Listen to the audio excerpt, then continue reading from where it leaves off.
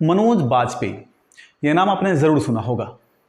Film Satya में भीखू मात्रे का किरदार निभाकर अपने एक्टिंग का लोहा मनवाने वाले मनोज बाजपेयी फिल्म सूल और गैंग्स ऑफ वासेपुर जैसे हिट फिल्मों के हिस्सा रहे हैं। उनको कई पुरस्कार से पुरस्कृत भी किया गया है, जिसमें कई पुरस्कार तो राष्ट्रीय स्तर के हैं। मनोज बाजपेयी मेरे पसंदीदा कलाकारों में से एक हैं, लेकिन एक मुद्दा जहां मेरा उनसे वैचारिक मतभेद है और वह मुद्दा है गाली का। नमस्कार, मेरा नाम धीरेन्द्र है और आप हमारा यूट्यूब चैनल बी समझदार देख रहे हैं। जी हाँ, बहुत समय पहले इनकी एक वीडियो देखी थी जिसमें मनोज बाजपेयी के साथ साथ के मेनन और विजय राज भी थे। उनमें एक गाली पर चर्चा कर रहे थे और कुछ ऐसे गालियों का प्रयोग करके उसमें रिदम, लय, ताल खोज रहे थे। अपनी अपनी पसंदीदा गालियों का बखान कर रहे थे। आपने शायद वो वीडियो देखा होगा। और हाल ही में बीबीसी को एक इंटरव्यू देते समय उन्होंने गाली के ऊपर जो अपने विचार व्यक्त किए वो बेहतरीन नहीं कहे जा सकते। एक सेलिब्रिटी से समाज ये एक्सपेक्टेशन नहीं रखता है।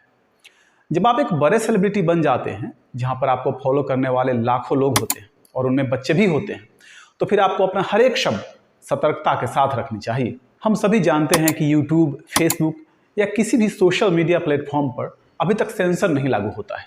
इसका मतलब आप वहां पर जो कुछ भी डाल रहे हैं या बोल रहे हैं उसे सभी देख रहे हैं, चाहे वो बच्चे ही क्यों नहीं हो।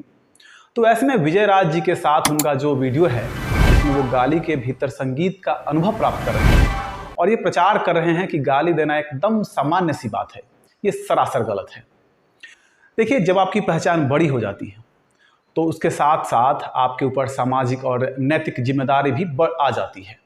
बीबीसी को इंटरव्यू देते समय उन्होंने कहा कि गाली समाज का हिस्सा है और जब फिल्मों में गाली देते हैं तो लोगों के नैतिक पक्ष सामने आ जाते हैं। उन्हें इस चीज़ से दिक्कत होती है जबकि ये समाज का हिस्सा है। देखिए, फिल्मों में गाली देने से कोई दिक्कत नहीं है क्योंकि फिल्म की अपनी अलग कहानी होती है और फिल्म जब थिएटरों में लगाई जाती है तो इसमें सिर्फ एडल्ट लोगों की एंट्री होती है। वैसे फिल्में सिर्फ मैच्योर ऑडियंस के लिए बनाई जाती है, न कि सभी लोगों के लिए। बच्चों को वैसी फिल्मों को देखना अलाउ नहीं होता है। लेकिन एक स्टार जब यूट्यूब पर आके इंटरव्यू दे और गाली देने को यह कह के जस्टिफाई करे कि यह समाज का हिस्सा है, तो फिर यह गलत बात है। बहुत सारी ऐसी चीज़ें हैं जो समाज का हिस्सा है, सभी लोग वैसी चीज़ों से परिचित भी हैं, लेकिन वो सभी चीज़ें एक दायरे में होती हैं। चीज़ों की अपनी एक अलग सीमा होती है। भारत के अधिकांश लोग शराब पीते हैं और ये हमारे समाज का हिस्सा है, लेकिन हम इसको नॉर्मलाइज नहीं कर सकते हैं, यानी कि आप इसे सामान्य नहीं कह सकते हैं। इसकी एक अपनी सीमा है, अपना एक दायरा है। आप पब्लिक प्लेस पर शराब नहीं पी सकते हैं, बच्चों को शराब पीने की इजाज़त आप नहीं दे सकते हैं। सेक्स और सुहागरात भी हमारे समाज का हिस्सा है। हर कोई जानता है कि शादी के बाद सुहागरात होती है, लेकिन इसका मतलब ये नहीं है कि आप खुले में सुहागरात मनाना शुरू कर दें। बिल्कुल नहीं, आप ऐसा नहीं कर सकते हैं। तो गाली भी हमारे समाज का हिस्सा है, इसे मैं मानता हूँ, लेकिन एक बड़े स्टार के द्वारा ये कहना कि गाली देना कोई बड़ी बात नहीं है, ये गलत नहीं है, ये गलत बात है। अब इन्हें फॉलो करने वाले टीनेजर्स, बच्चे, उन्हें तो यही लगेगा कि अरे यार, गाली ही तो दी है, कौन सी बड़ी बात है। और धीरे धीरे उनके मन में ये बात बैठ जाएगी कि गाली देने में कोई बुराई नहीं है। और हो सकता है कि वो अपने पिता के गलत होने पर भी अब शब्द में जवाब दें, सभ्य शब्दों के बजाय उनके जुबान पे गाली चली आए। तो गाली देना गलत नहीं है जब तक एडल्ट्स इसे अपने फ्रेंड सर्कल, अपने हम उम्र के बीच में हंसी मजाक के तौर पे दे रहे हों।